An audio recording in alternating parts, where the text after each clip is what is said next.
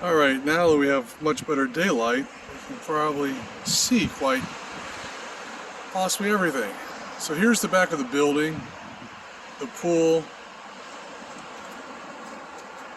deck, and like I said, original pool design, but the surface itself looks newer. Of course, the waterline tile does not. And I'll get closer. I'm just kind of showing you from the back corner here. Of course, seawall looks like it's in pretty good shape. Next door neighbor, seawall is in pretty good shape. And then you can kind of see proximity-wise depth from where you would walk out from out to the water. You're pretty close here. Subject property is right there. I'll pause it when I walk over there and give a better vantage point. And you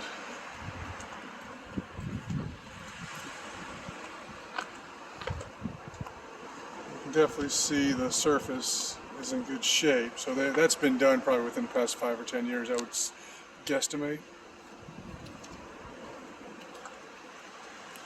At first glance, everything on the exterior looks to be in pretty good shape. A couple things here and there I'll point out as I kind of traverse around the property here. And let me just do a quick pause to get to the other side here. Okay, continuing from basically walking from over there. Now we're on this side of the property. You can kind of see how the building south of it is pulled back a little bit, so it really helps the view even from that unit, being able to kind of see south here. And of course the subject property in question is right there, so the south side of the building. During the cooler times of the year, you'll get some really good sun on this side. Clearly they're allowing people to mitigate that a little bit with some of the umbrellas up there, but overall, there's some things here and there. There is a scope of work for the building, and I'll try and kind of go back around now over daytime to point at some of the things that I've observed.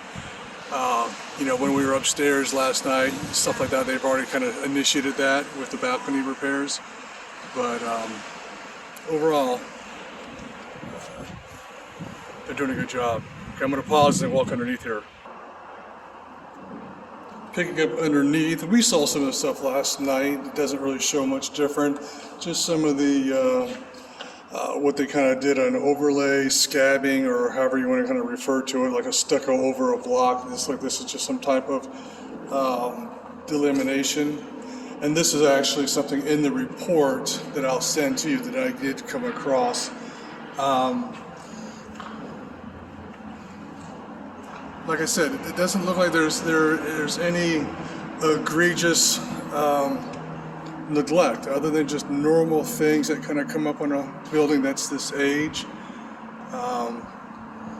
Some water pooling over here.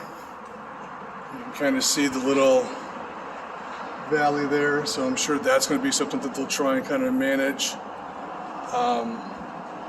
Little rust on the end of the poles right there. But overall, a little rust there, that's kind of standard though, stuff to find in a building so close to the water, but it looks like they're really doing a good job, so. Hi, how you doing? And this is just water pooling from there. And all this stuff will be reflected in the report as well, so they're doing a really good job, so I don't really see anything that I would be filled with any trepidation. Some painting stuff is always needed. You're always painting and caulking with a building, generally speaking, in Florida. What's really impressive is the amount of parking. I mean, it is less than 20 units, I think 18 total.